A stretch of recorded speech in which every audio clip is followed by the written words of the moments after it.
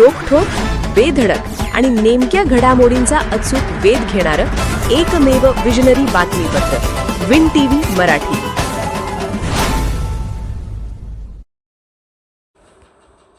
दंगलीचे तीव्र पडसाद, विशाळगड झाला ओसाड, शिवभक्ताविना पोरका.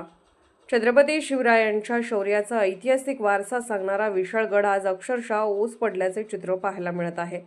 शिवभक्तांच्या जयघोषाने दुमदुमणारा गड सध्या शांत आणि पोरका भासत आहे. नरवीर बाजीप्रभू देशपांडे यांच्या बलिदानाने पावन झालेल्या या ऐतिहासिक गडावर काही महिन्यांपूर्वी अतिक्रमणाच्या वादातून मोठी दंगल उसळली होती. या घटनेचे पडसाद सर्वदूर उमटले. गडावर कोंबडे बकरे कापण्याच्या प्रथेमुळे अस्वच्छता वाढली, दुर्गंधी पसरली आणि गडाच्या पावित्र्यावर प्रश्नचिन्ह निर्माण झाले. विशाळगडाचे पावित्र्य अबाधित राखण्यासाठी प्रशासनाने काही काळ गडावर जाण्यास बंदी घातली. त्यानंतर गडाचे स्वरूपच बदलून गेले आहे. सध्या गडावरील भगवंतेश्वर मंदिर येथेही पुजारी नसल्याने नियमित पूजा अर्चा होत नसल्याचे दिसून येते. स्थानिकांना बाहेर हलवण्यात आल्याने गडावर शुकशुकाट पसरला आहे. या संपूर्ण परिस्थितीचा आढावा शिवभक्त चंद्रकांत शिंदे यांनी घेतला असून विन टीव्ही मराठीच्या माध्यमातून ही वस्तुस्थिती जनतेपर्यंत पोहोचवण्यात येत आहे. विन टीव्ही मराठीसाठी वारणा नगरहून बाबासाहेब कावळे. नमस्कार. आत्ताच्या झालेल्या महाशिवरात्रीच्या निमित्तानं आम्ही सगळे शिवभक्त त्या विशाळगडाच्या पवित्र भूमीवरती गेलो होतो. पण यावर्षी त्या गडावरती जे वास्तव बघायला मिळालं ते मात्र भयंकर होतं. त्या ठिकाणी कुठल्या धर्माचा द्वेष करावा या उद्देशानं आम्ही बघत नव्हतो, पण हिंदू धर्मातली अनेक पवित्र मंदिरे ज्या शिवछत्रपतींनी त्या ठिकाणी उभी केली आणि आपल्या सगळ्यांना माहिती आहे की पावनखिंडीचा इतिहास हा कुठलाही शिवप्रेमी विसरू शकत नाही. त्या पावनखिंडीचा इतिहास गाजवला त्या फुलाजी प्रभू आणि बाजीप्रभूंची पवित्र स्मृती आणि समाधीस्थळ याच गडावरती महाराजांनी उभं केलेलं आहे.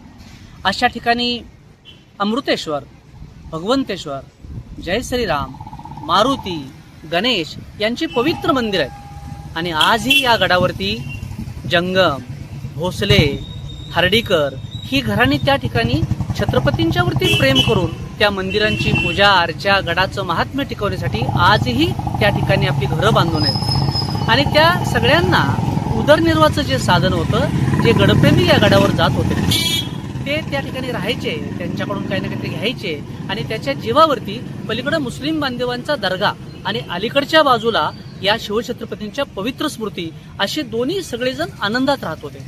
पण काही कारणाने त्या ठिकाणी जे काही महाभयंकर असं विस्तारीकरण सुरू झालं, अतिक्रमण सुरू झालं, त्याचा राग मात्र शिवप्रेमींच्यावरती होता आणि त्यातूनच एक दंगल घडली. आता या दंगलीचं वास्तव एवढं भीषण होतं की अनेक जणांनी आपापल्या धर्मातल्या बांधवांना मदत केली, हे काही गैर नाही, परंतु हिंदूंनी तिथल्या हिंदूंना सांभाळलं का हा खरा प्रश्न आहे. आणि मग त्या दंगलीच्या निमित्तानं शासनानं बंदी घातल्यानंतर तिकडं जाणारी शिवप्रेमींची पावलं थांबली.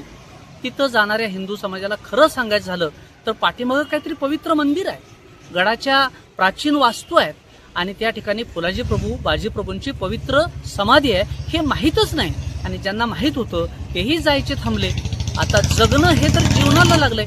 मग त्या ठिकाणी जर कोण भक्त जात नसतील, गडकरी जात नसतील, शिवप्रेमी जात नसतील तर तिथल्या मूळ राहणाऱ्या नागरिकांनी करायचं काय हा प्रश्न आहे.